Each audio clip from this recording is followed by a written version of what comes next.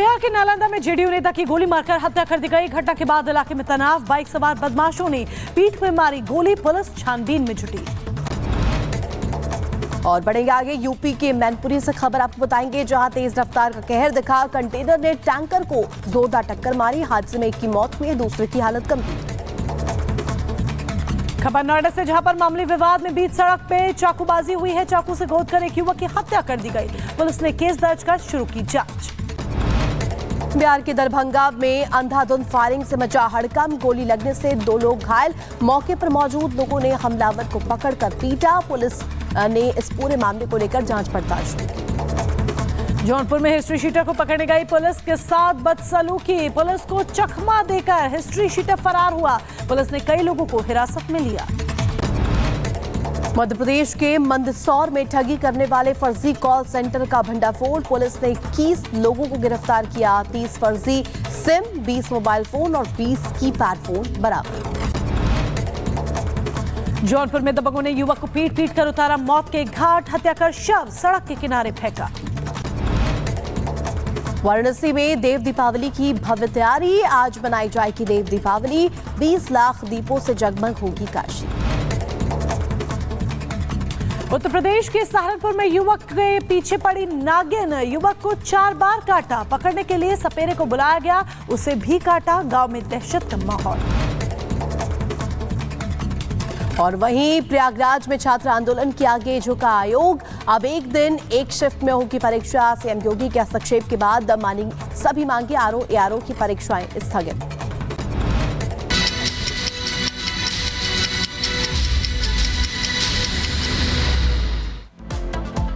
और खबरों का सिलसिला इसी तरह से जारी रहेगा, लेकिन वक्त यहां पर एक छोटे से ब्रेक का हो चला है। बने रहिए रिपब्लिक भारत के साथ।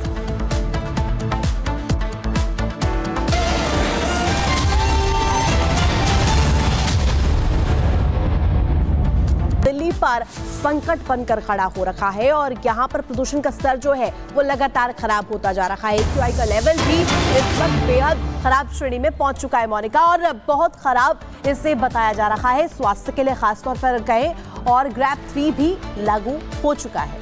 बिल्कुल, देखिए ऋतु, खराब श्रेणी में पहुंच चुका है। AQI लेवल 450 के पार है। यही एक बड़ी वजह है कि ग्रैप 3 लागू हो रहा है। जहांगीरपुरी में बात करें तो 458 AQI लेवल है।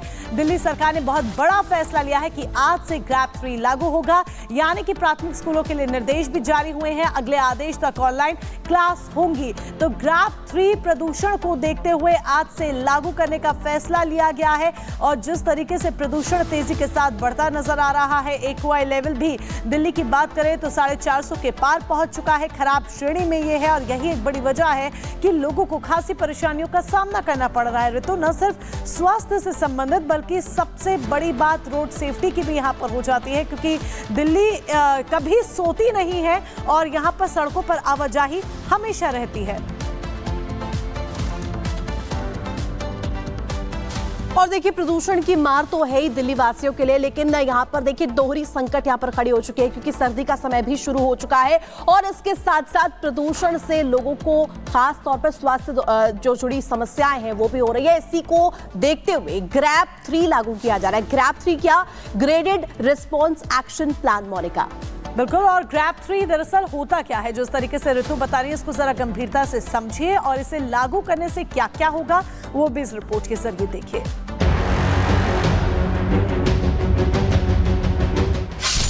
प्रदूषण अपरंपार,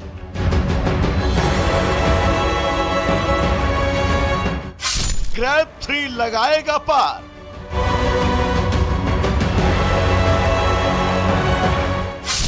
दिल्ली का हाल बेहाल,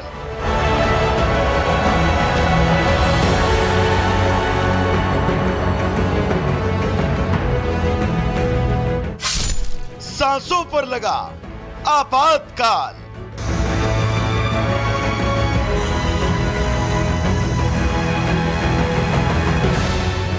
भारत की राष्ट्रीय राजधानी आज उस मूलभूत व्यवस्था के लिए लड़ाई लड़ रही है जो किसी समाज के पनपने और विकसित होने की पहली शर्त है, यानी कि हवा और पानी। दिल्ली का पानी तो पहले ही बदरंग हो चुका था, लेकिन अब हवा में जहर कुछ इस कदर घुल चुका है कि प्रशासन को नए नए नियमों के जरिए ऐसे प्रतिबंध लगाने पड़ रहे हैं जिससे लोगों को जिंदा रखा जा सके। आज से दिल्ली में ग्रैब 3 लागू हो रहा है। आसान भाषा में समझे तो प्रदूषण के बढ़ते खतरे को देखते हुए सरकार ने सीधे तौर पर न सही लेकिन प्रतिबंधों के जरिए यह बता दिया कि दिल्ली की हवा अब ना ही बाहर निकलने लायक है, ना ही उससे गुजरकर काम किया जा सकता है। दिल्ली में प्रदूषण को कम करने के लिए ग्रैब की तरह की कुछ पाबंदियां लगाई जाती हैं।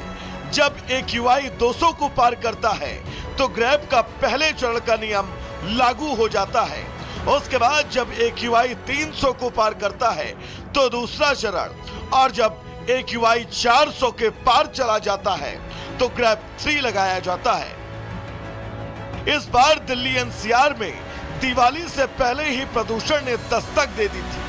दिवाली से पहले ही प्रदूषण का लेवल इतना हाई हो गया था कि आनंद विहार समेत कई जगहों पर AQI 390 को पार कर गया था, लेकिन अब ऑल दिल्ली का AQI 400 को पार कर चुका है। दिल्ली में प्रदूषण का खतरा इस कदर है कि खुद सीएम आतिशी भी इसको लेकर गंभीर दिख रही हैं। यही वजह है कि उन्होंने सभी स्कूलों को प्राइमरी तक फिजिकल क्लास बंद करने का फैसला लिया है। इस बात की जानकारी सीएम ने पोस्ट कर साझा की। बढ़ते प्रदूषण के चलते दिल्ली के सभी प्राथमिक विद्यालय अगले निर्देश तक ऑनलाइन कक्षाओं में चलाए जाएंगे।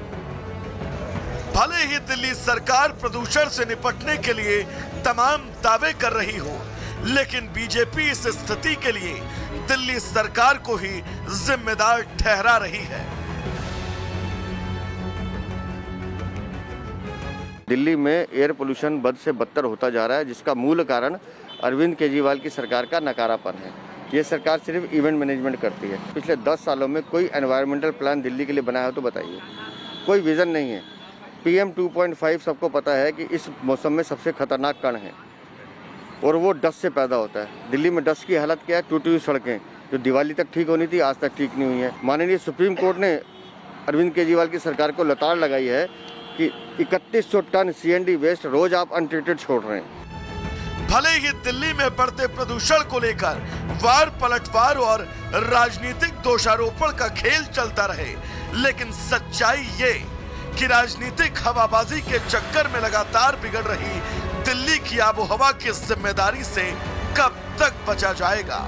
सवाल ये भी कि क्या जिस जनता ने अपने नेताओं को जिताकर सत्ता की कुर्सी तक पहुंचाया, उनको शुद्ध हवा और पानी ना दे पाने का अधिकार भी नहीं है? और ऐसा है तो इसका जवाबदेह कौन है? अगर नहीं तो सवाल और भी गंभीर हो जाता है। Bureau report, Republic Bharat.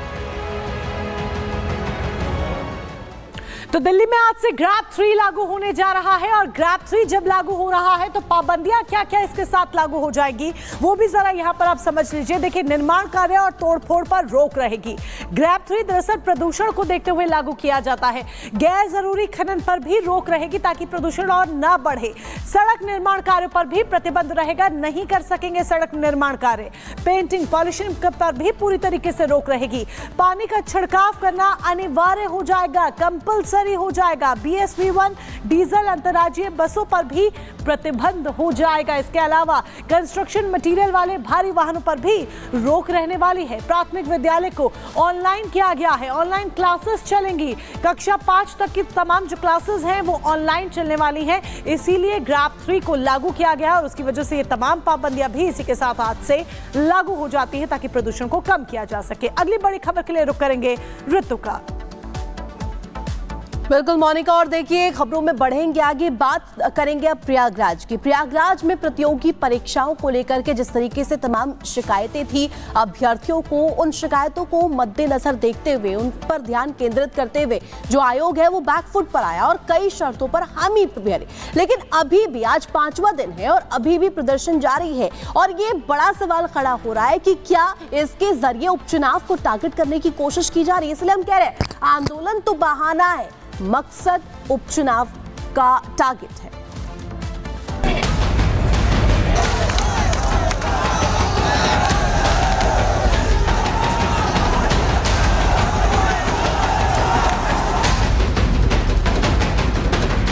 Prayagraj में प्रतियोगी छात्रों का हुजूम सड़कों पर जमा था। लोगों के हाथों में बैनर पोस्टर थे।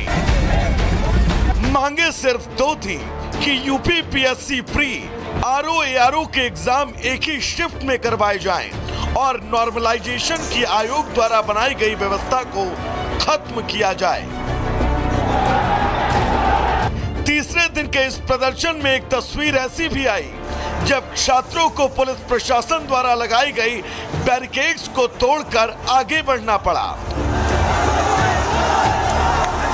प्रदर्शन करने वाले छात्रों का आरोप था कि कुछ छात्रों को पुलिस ने जबरन उठाया और हिरासत में लेकर चली गई। के निर्णय को सही, लेकिन आरओ के निर्णय को भी इनको देना चाहिए और एक डेट देनी चाहिए कब एग्जाम कराएं, क्योंकि प्रतियोगी सिर्फ आरओ तैयारी कर रहा है, उसके ऊपर क्या बीतेगी। पीसीएस के मान लीजिए रेगुलर वैकेंसीज आती हैं, तमाम प्रश्न अभी खड़े हो जाएंगे। कमेटी किस लिए बना रहे हैं, इसकी रिपोर्ट कब तक आएगी, परीक्षा का कब तक क्या होगा, इसका कोई क्लियरेंस नहीं है। ये तो ऐसा ही प्रतीत हो रहा है जैसे छात्रों को केवल बरगला दिया गया है कि हाँ ठीक है। का मामला तो क्लियर हो गया है, लेकिन आरओ रोक हम लोग लगे हैं और जो 4 दिन से हमारे भाई यहाँ धरने पे बैठे थे उनके लिए आधी खुशी की बात है। छात्रों के इस आक्रोश के बीच कुछ घंटों बाद एक ऐसा वक्त भी आया जब छात्रों की मांगों को लेकर खुद सीएम योगी आदित्यनाथ ने आयोग से बातचीत की और ये तय किया गया कि इन मांगों का कोई सकारात्मक रास्ता निकाला जाए ताकि छात्रों के इस आंदोलन पर पूर्ण विराम लगे। और आयोग ने अंततः छात्रों के हित को ध्यान में रखते हुए अपने फैसले को वापस लिया। आयोग की तरफ से कहा गया कि पीसीएस प्री के लिए फिलहाल 1 शिफ्ट 1 एग्जाम की मांग को मान लिया गया है, जबकि समीक्षा अधिकारी, सहायक समीक्षा अधिकारी परीक्षा के लिए बाद में निर्णय लिया जाएगा। उच्च स्तरीय कमेटी का गठन होगा। समीक्षा अधिकारी, सहायक समीक्षा अधिकारी परीक्षा के संबंध में कमेटी ही अगला निर्णय लेगी। इस फैसले के बाद प्रदर्शन कर रहे छात्रों ने राहत की सांस ली और छात्रों ने एक दूसरे को मिठाइयां खिलाना शुरू कर दिया। लेकिन कुछ छात्र अभी भी वहीं डटे हैं। उनका कहना है कि आरओ परीक्षा को लेकर भी वो तुरंत फैसला चाहते हैं, जबकि उस फैसले के लिए विशेष कमेटी का